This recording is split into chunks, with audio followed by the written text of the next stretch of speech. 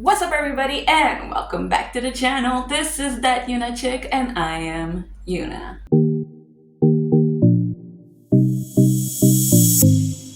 Hello and welcome back if you have been here before and welcome if you're new. Hi. So I did mention previously that I have moved. So right now I do not have a background and this is my background, which is my bedroom. Yay. The other reason why, like, when I was in Bangkok, why I had a background was just the fact that, like, it was impossible to have natural lighting at my other place. So this, I'm in front of a big window, so it works if you want, but I'm aware that this is not as pretty or look as quote unquote professional than the other background. I am very much aware. I'm going to try to change this somehow. I have no idea how yet, but this is what you're going to have to deal with for, the next few weeks, days, months, year, I don't know. My success is only depending on how much you click and like this video. So please click and like this video, okay? No, I'm joking. You don't have to, it's fine, I'm fine. Today I watched A Man with 1,000 Kids, just so you didn't have to. A Man with 1,000 Kids. Who the fuck would want 1,000 kids, honestly? I think one is already too much. Like, I can only spend a few hours with one and be like, oh my god, it's so cute.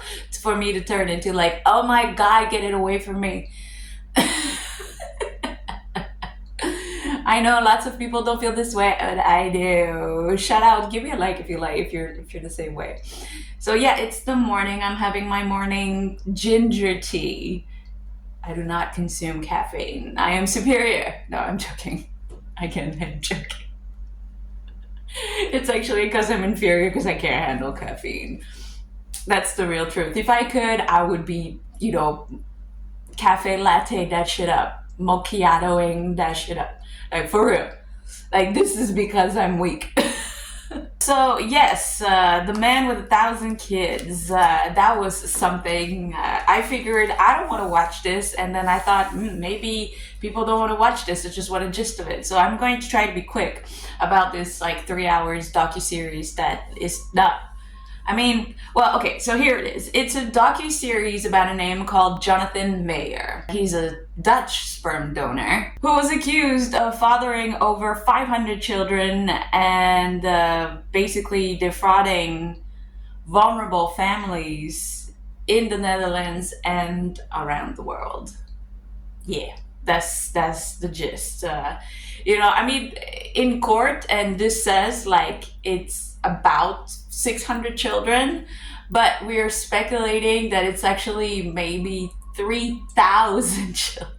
Yeah, and I'm going to tell you how it happens. And here it goes. Episode 1, right away we are introduced to a bunch of families that are wanting to make what? To make babies.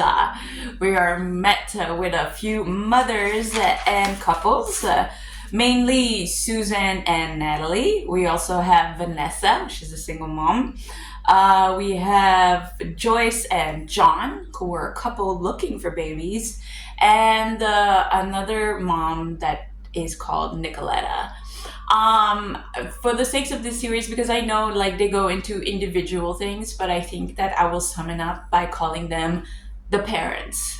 Okay, because I think it makes it easier this way, or else I have to break it down like for each and like they basically, obviously they have different experiences of this story, but it is essentially the same story. So we'll call them the parents.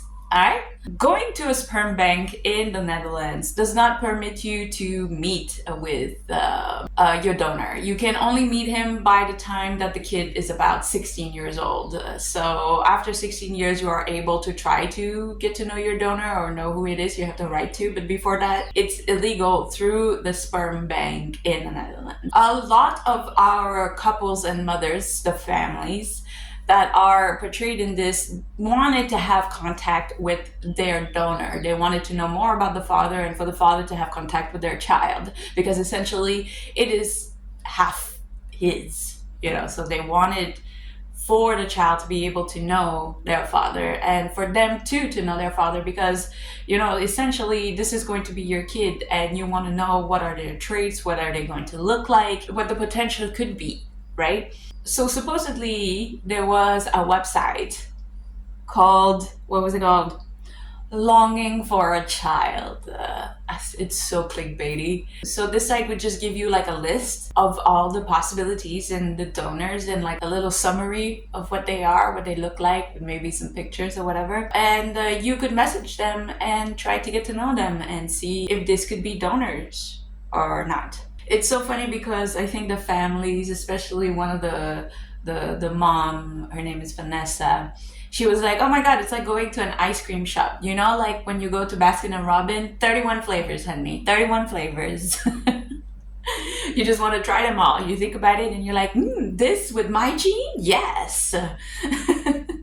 Which I was like, I mean, it's a bit like, I think that's weird, but I think it's cool. Like, yeah, if you would want, if I could design the way my baby would look, I mean, I guess that would be cool. So yes, from all these flavors, you can just email them and you will be able to get, an idea of what your future potential, kid's father, donor would look like, and kids would look like for that matter. So obviously they gave you two choices.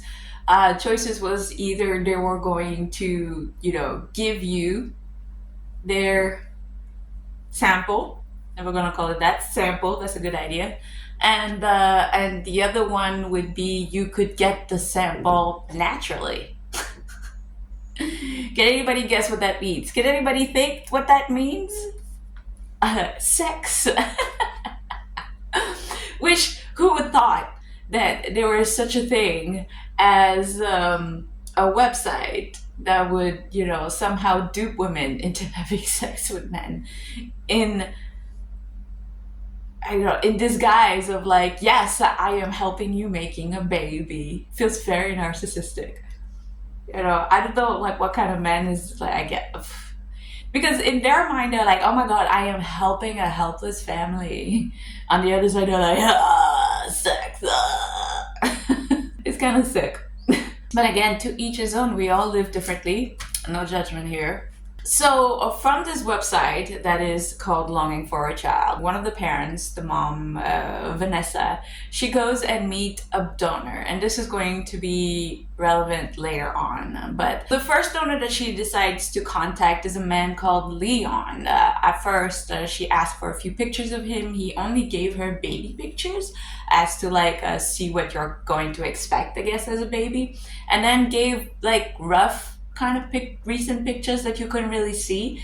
So when they met in person, Vanessa was not impressed. She was like, he is bald with no hair anywhere.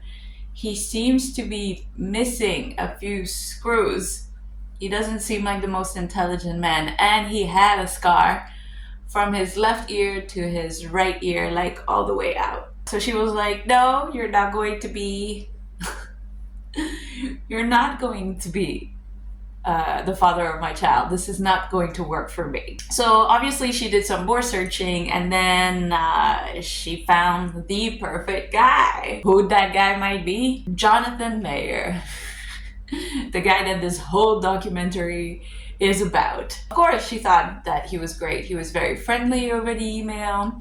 He had beautiful pictures of himself. He had beautiful long blonde hair, beautiful blue eyes. He was a musician. He traveled a lot. It seemed like a catch. Everybody was like, hey, this is money, honey. This is the pick, honey. This is gold star and a plus, honey. And a lot of these, I mean, of course, all the families, that is involved in this docuseries had chosen Jonathan in a way or another through Longing for a Child website. All of these families that we're talking about are all Netherlands-based families so far. The great thing about him is that, like I said, like he seemed to be extremely like friendly and fun. He also had a YouTube channel. And throughout the YouTube channel, you could like get to know him. Like as a parent, you could see what his quirks was going to be, how intelligent he was, what he was doing, how he was, It was a great way or a great insight into, his life, for the parents to be able to see what their child, might end up being like. As they go through the social media, obviously they're going to see that there are some odd things here and there, like he would like to eat raw meat and things like that. But other than that, they seems like, they thought to themselves, if somebody is on this side, obviously, they live a bit of a different lifestyle. Like they're just a little bit different, and quote unquote normal everyday person would not do things like this, So it was a bit expected that he might be a little delulu, right? So obviously, all the parents that has agreed to have a donation by him, first of all, wants to meet him. So when they meet him, it's the same thing. The first thing they notice is a big, luscious, blonde hair, the big blue eyes, and how charismatic the guy was, and everything seems fine. He was saying to the parents that his big reason of wanting to be a donor is that he knew a friend that was infertile, and he felt really bad about it, and that got him thinking that he wanted to help people. He wanted to help couples get together, make families, and just help. And this was never about the money, and it was more about, the right thing to do.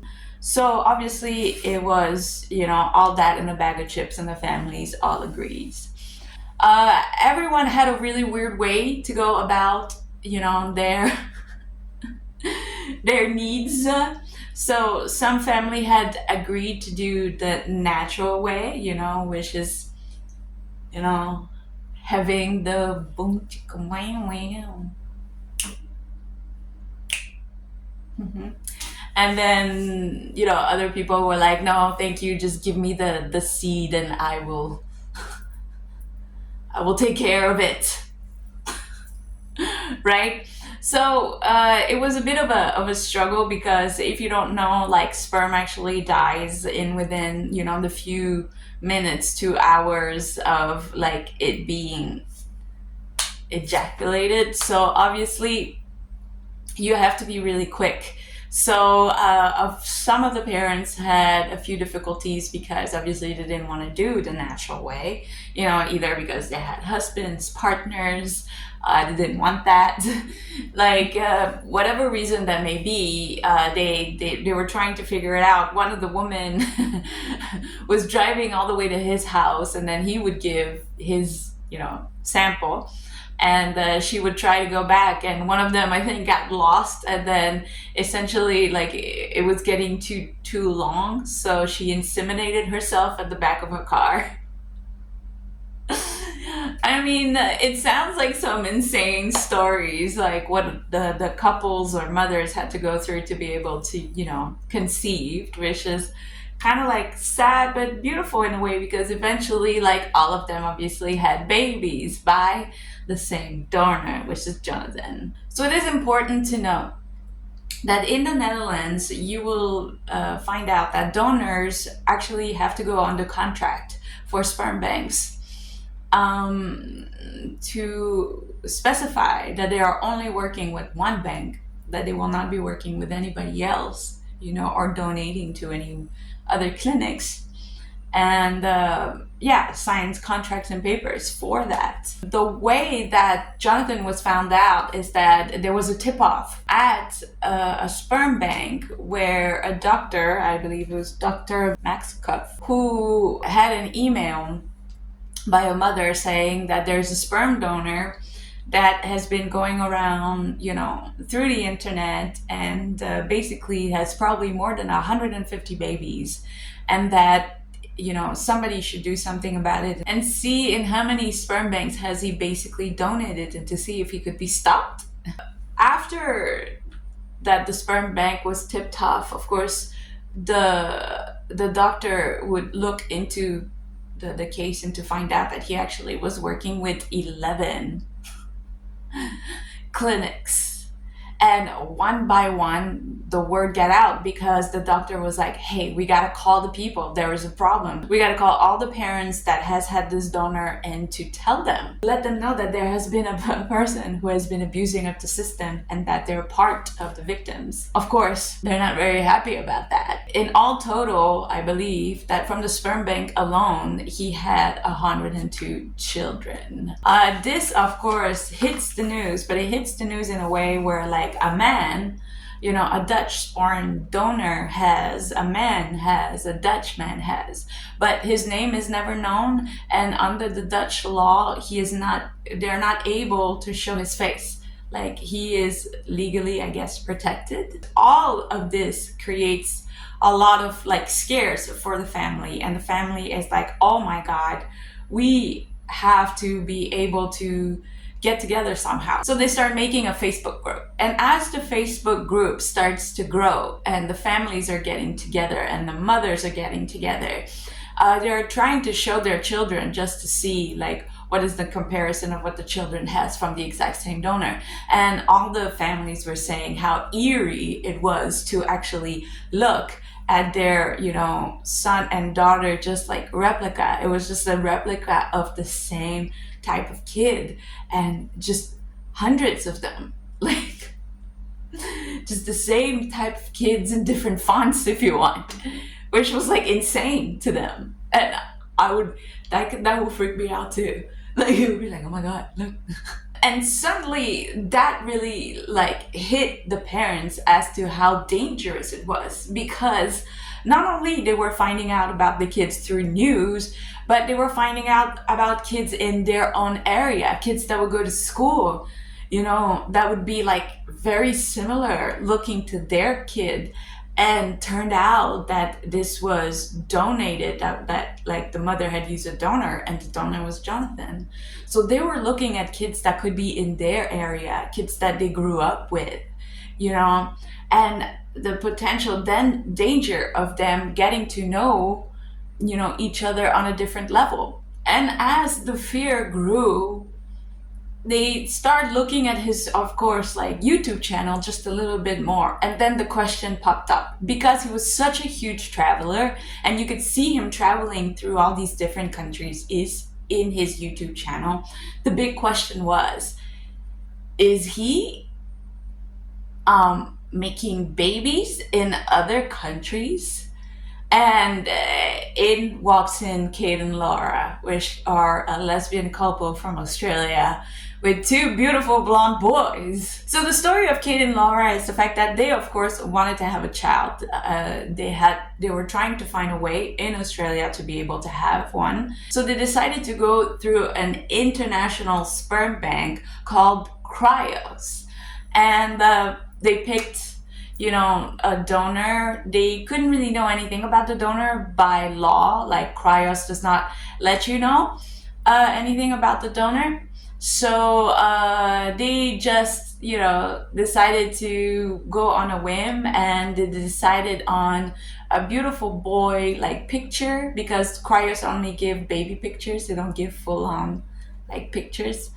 So they decided to go with this, like, Dutch boy that they thought was really cute, you know, blonde hair, blue eyes. They're like, this is the one for us. We're gonna back this one, right? And then through Cryos' Facebook group as well, they thought maybe there's no harm in asking, hey, is anybody else have given this donor a try, and giving us some intel of what your kid looked like? Was it nice? Was he nice? Could they be possibly sibling? Like, you know, to just do some research background, to possibly know a little bit more about the father. And very quickly, they got an answer back by, you know, families of the Netherlands, telling them, like, hey, I'm sorry to let you know, but your donor is a very famous donor known in the Netherlands, and he has, you know, frauded the system and probably has a lot of children.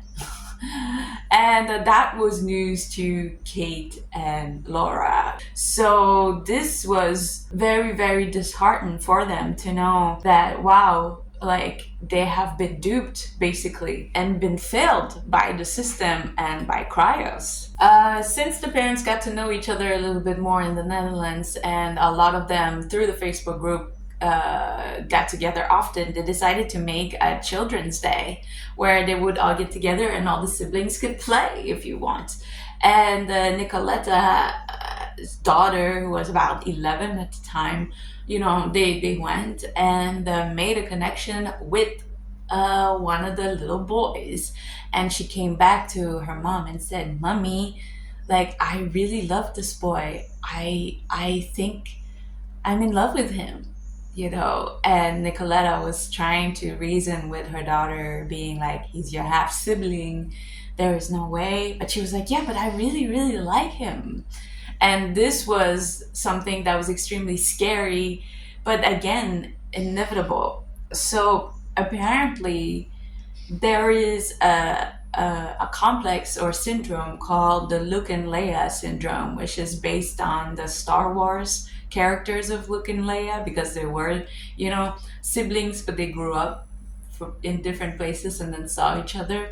So the whole thing, and it's a theory, and actually it's been proven. I mean, there's a lot, behind it, which I don't really know because it sounds weird to me. But apparently, if two siblings have been separated and grown in different places or not alongside each other, when they see each other again, there is an intense pull towards each other that could be mistaken by love if they do not know that they are siblings. And it's something that's been shown and proven towards the years, like it happens. Which is, again, it's very, very weird. So as a result, the parents of like Jonathan's, the donor of all this, always have to explain to their kids, like, listen, if you've ever met anybody or anything like that, make sure that you know where they're from. If they're from a donor, if they've been adopted, like, ask questions before anything happened, which is like, fuck, as a person, like, that would be so weird, because all the kids right now are kids. None of them are really like of age. But once that happened, like, with the amount of kids that he has made, it's going to be very difficult for them to know who is a half sibling or half cousin or anything like that. And this, of course, can, end up in inbreeding, which is not good.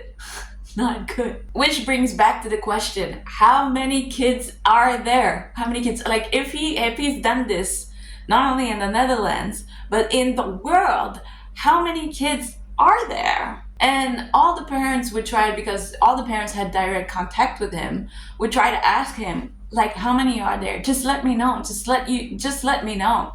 Because apparently he has a list that he doesn't tell people about. He's like, "Oh, I know, but you don't have to know. For me, all of your kids are number one." Like, bastard. I would have been so mad at me, bastard. The thing is, like, the parents are very much afraid that if they go too harsh on him, he would just block them and not reply to them, and then their child would have lost communication with their biological father, which is something that they don't want. So they have to be really careful. And he just would never say a number. The number would either change, 25, 100, 50. All the parents were begging him to stop, but he basically just wouldn't care. Kate and Laura, who had seen through cryos, that obviously Jonathan was a donor, they would go back regularly and see cryos to see if they were on stock for Jonathan. So that means that he was still being used as a donor, right? And then they would see that when the stock would be over, the stock would replenish.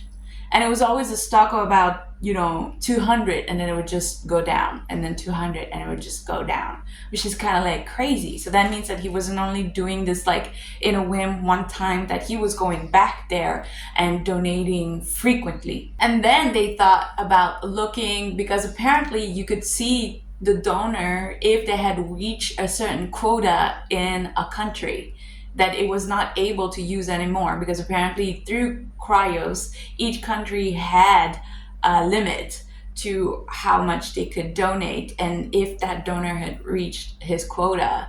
And when Laura and Kate went through, all the countries, he had basically met all his quota for most European countries and others. He was quoted for Australia, Italy, France, Serbia, Ukraine, Germany, Poland, Hungary, UK, Switzerland, Mexico, South Africa, Russia, Romania, Denmark, Sweden, USA, Canada, Kenya, and Argentina.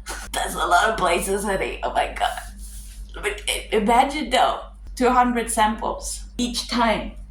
That's more than 1,000 times for all the countries. The system in the sperm bank at Cryos is like such. Let's see.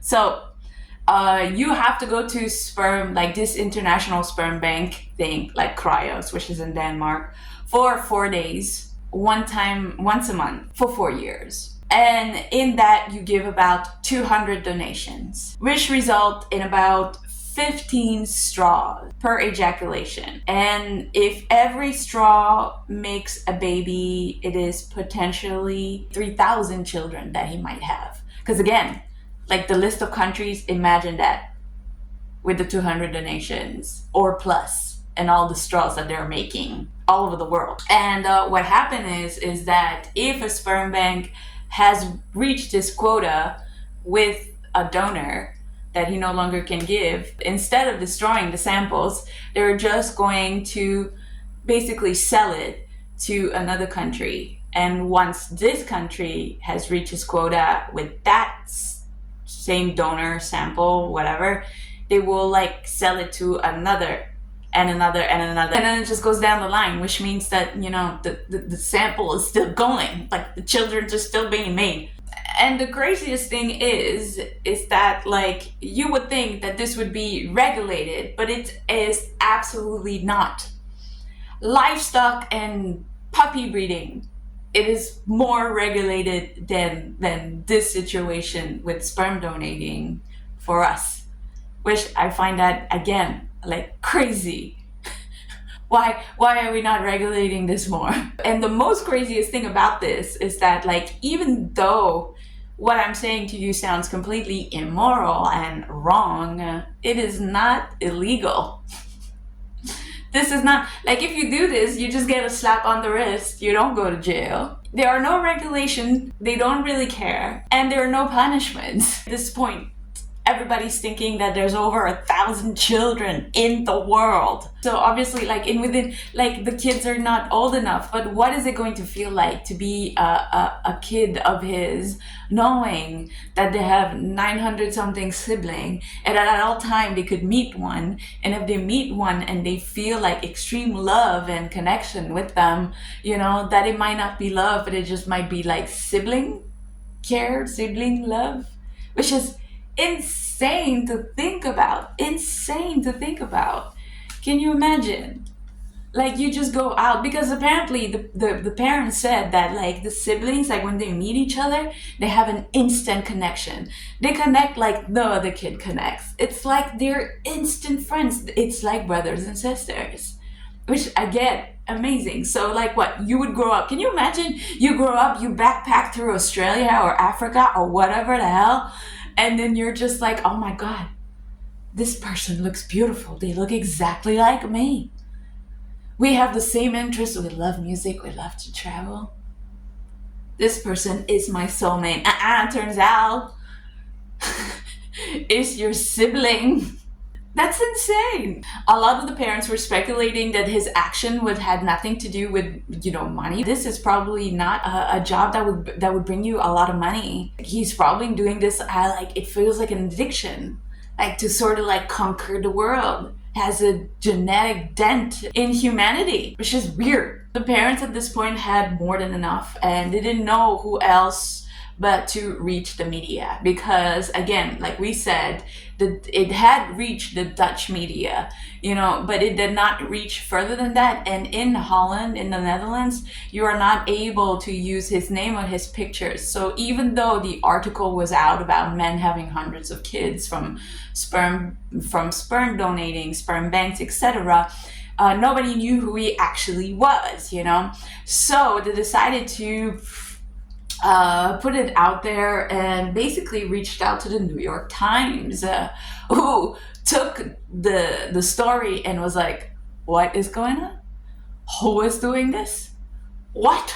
This is America. Free speech is on. We are exposing this motherfucker. We are putting this story out. And everybody's flabbergasted. Everybody picks up the story. The whole world picks up the story. You know, Spain, Mexico, Europe, America, everybody is talking about Jonathan and his samples. As the article keeps going out, because like I said, like the New York Times picked it up, so all the other places picked it up, right? One thing that came out of it was that a former donor from the website Longing for a Child had actually pop up and be like, you think the story's crazy? Well, I got some news for you. Turns out, well, Longing for a Child was actually run by Leon. Who is Leon? Do you not remember from the beginning of the story when Natalie met her first donor, and her first donor was weird with like a scar and, you know, just not very bright and whatever. Turns out that this site was run by him and by Jonathan, and that most of the lists that was there were fake, and that you were either going to have Leon or Jonathan, and you didn't really have any other options. I mean, like, yes, there were a few guys there, but majority was them too advertising in this site, which is why so many of the families that uses the site ended up with their sample. But not only that, let's kick it up a notch. Let's make it even more crazy. Can you guess what they did? Because they were having sort of like a game, like a competition, Leon and Jonathan together, to see how many babies they would make. Sometimes they would make it so that they were staying together in the same place, and they would get their sample, like Jonathan's sample and then Leon's sample, and mix it together in a nice little sludge and give it to you. And they would call that sperm roulette. See who the best swimmer wins. So not only now, you might have a Jonathan baby that's running around, and we don't know how many of them there are, but it could be a Leon. You just don't know. Which is utterly disgusting and sick. After all of this being known, the parents are like completely fed up. And not only, okay, now it's all out in the media. Now the people know what his face looked like, what his name is, blah, blah, blah. But we need to get this guy to stop. We need to put a court order. He needs to go to jail or something. Like, he needs just to be stopped. It has to be stopped. It is for the good of humanity. It cannot keep going. It cannot. So obviously, they try to find a lawyer for this. The lawyer is like, I don't know how to get this case because there never was a case like this before.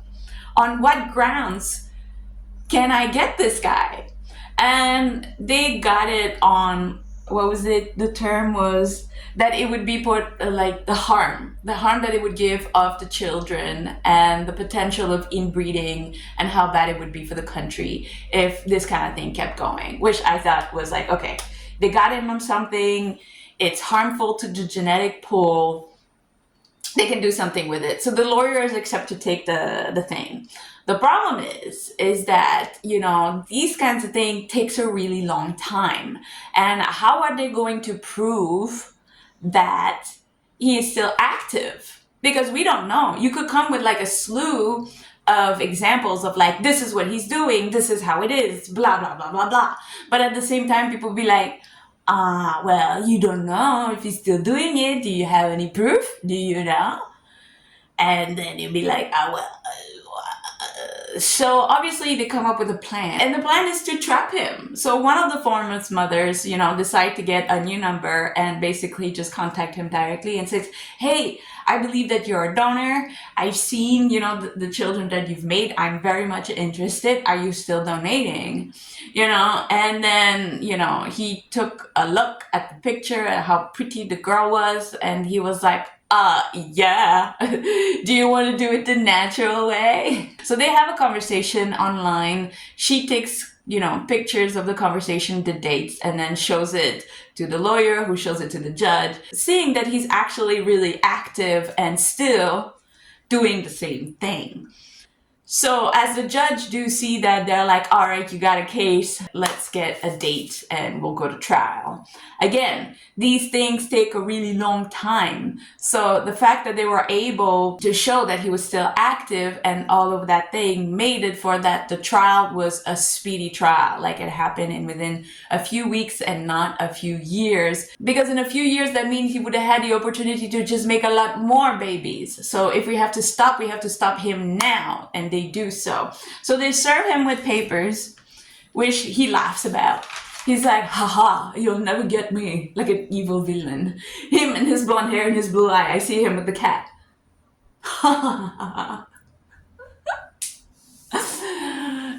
And he doesn't really care for it. And actually, even though he is subpoenaed to go to court, the court date had to be delayed like a week or something because he was traveling. And where was he traveling? He was traveling to Kenya. And everybody's like, well, what's in Kenya? So they start researching. They're like, what could be in Kenya? Why is he there? And then they find out that he is part of a Facebook group over there. A Facebook group full of massive donors. All the people in the Facebook group were donors that were trying to make babies everywhere. They had hundreds of babies, 50 babies. They would proudly show it. They even had channels about it. This Facebook group was dedicated to helping families and mothers, and they would just be massive donors. And they had seen through this Facebook group that a new member had arrived called the Lion of Mombasa, I believe. It was always speculated that it was him, but it was never really confirmed that this was probably Jonathan.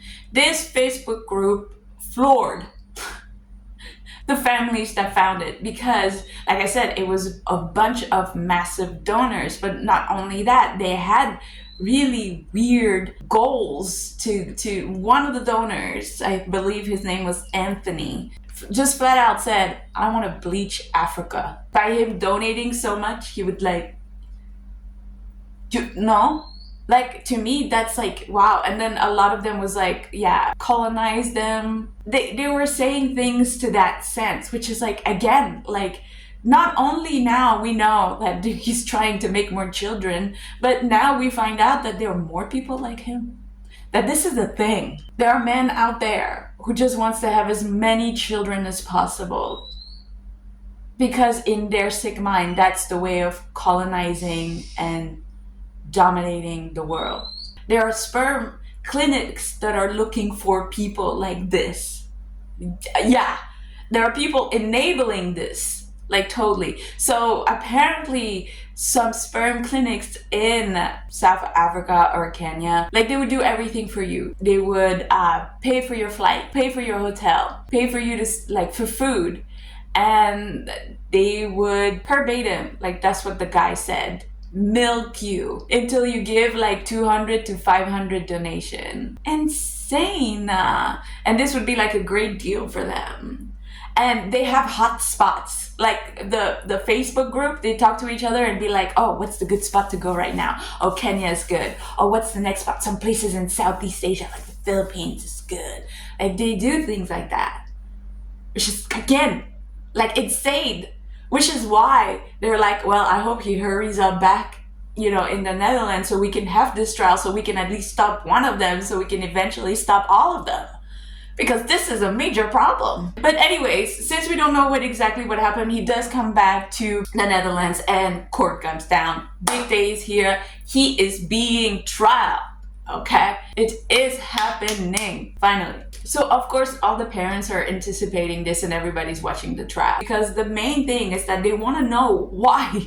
Why is it that he's doing this? He's never said the reason why. He's never said the number. And this is the time that we're going to be able to have some clarification. Why? Why did you do this? So of course the judge asked him, what did he think of the mothers and the fear that they have of their children being able to meet siblings that they don't know their siblings and have some sort of like inbreeding happening? Was he's not thinking about what the outcome could be? And his biggest argument was like, well, listen, if the families, the mothers are worried about inbreeding, it's very simple. I suggested they just put a little symbol on their social media being like, hey, I am from here, and since they will know that they're siblings, then therefore they will not do anything, and that's how we stop inbreeding. He follows this with saying this is a whole new way of seeing life, and that as adults we should shape it instead of banishing it. So in his words, like, take what I did, this is a new way of thinking, and let's just see how we can shape it. Honey, there's no shaping it. We're not doing this. This is not happening. And of course, everybody is puzzled about this because they're like, oh, was my children, what? My children was a social experiment? It was a concept? A concept that we must shape? Absolutely. What are you trying to say? Why? Why? He does not answer this question, by the way. He never answers why. And also he says, by the way, that he's not only a donor, but he's a donor plus. Just like he told all the families and the mothers, etc., that, you know, he would be there and can be there for the children if they wish to have a relationship. He is a donor plus, so that he can always help all of his children. I love this moment because everybody went silent and the judge looked at him as if he was insane and is like, are you gonna go to 600 birthday parties? Graduations? You understand that that's not possible, right? You know, right?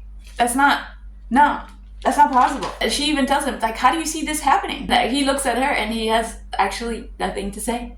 And this is the moment where a lot of the parents kind of, like, it dawned on them that that's why he has a YouTube channel. Is that even if he never gets to meet some of the kids that he has made, probably most of them, they can always know about him. They can be aware of him and go look him up at the channel and see what he's about. And if you look at his YouTube channel, it's very much about what he believes, how he thinks, what it is to be like, life lessons, It's like parenting from afar. It's basically telling them, this is who I am, so this is who you are. It feels like he is almost trying to make a cult, as if like, this is where you come from, this is who you are. Look. Which is like insane. But anyways, going back to the court. The judge finds all this completely irrational and insane, obviously. So of course the judge forbid him to do this. Jonathan is completely forbidden to do any types of donation. He would have €100,000 fine per donations. So if he just does one donation, it's 100,000. If he does two, it's 200,000. Three, like, you get it. That's a lot of money. I don't know if he's going to be able to pay all of that if he does do the deed and gets caught. Of course, this was a grand day for the families because finally they were able to stop him. Everybody rejoiced, but of course, not Jonathan. Jonathan went into a little pity party. He was like, but like what they did to me is unfair. Look, I am so sad. What did I do wrong? I don't understand. And I mean, I don't think anybody felt sorry for him. Except maybe for the group in Kenya. Because the group in Kenya was like, he didn't do anything wrong. He was right to do whatever he was doing. I don't see the problem in it. And then, you know, went to say, what did he want to say? Yeah, here, Anthony, he was like, so far I donated sperm in Netherlands, Belgium, Thailand. Oh my God, Thailand. Vietnam, Philippines, Kenya, Uganda, but soon more countries to be colonized by my glorious and mighty white seed. That's what the group had to say. They were, yeah, Jonathan, we fight for them. We're fighting for him, which I can't believe that there's stuff like this, so be aware. Whenever you meet anybody, just ask them, where are you from? Were you a donated baby? just to make sure, because it could be a red flag. Genetically, it could be a red flag. Apparently so. I don't know. This is all very, very, very weird to me. Obviously, the documentary ends up with like talking about, the families and how well they're getting along, how they got to get to know each other through this process. Laura and Kate, who are, the couple that are from Australia, came to the Netherlands to meet a lot of their family members and to meet their child siblings. Obviously all of the parents are very sad at the way they had to meet. It's not a very beautiful way or a very good way to have met, but at the same time I think it's believed that it's just like, well, we're here and now we're just like a huge big family. A very weird one, but a really big one. The big thing I think is just to basically reassured the children that even though this is a huge thing that happened and it involves them, it's not their fault. And that, a man, their father abused the system, but that they're loved and they're taken care of and they were wanted. And that's the big takeaway, right? Is that everybody's okay. The children are going to have to be aware of certain things, and that Jonathan has been stopped. And that is the end of A Man with 1,000 Children. My lord, this to me was so gross. I don't really have any opinion on this besides the fact that I find this to be disgusting. And I cannot believe I did not know that this was a thing. I had no idea. If you want to know more about it, obviously go and watch it. It's a 3-hour thing that I try to give you the big gist of it. If you want to know more details about it, it just goes more into details. But yeah, this was A Man with 1,000 kids. It's only because he's a donor. Like if he actually had to take care of 3,000 children, I think he would not be happy. He would not. But anyways, that is it for me today. Thank you so much for being here. Thank you for watching. I hope to see you guys next week, and have a great day. Again, sorry for my background, okay? We're moving, we're doing different things. I hope you like it. If you do, please just give me a like and a comment, and a subscribe on my tiny channel. It would help. Other than that, yeah, have a great day.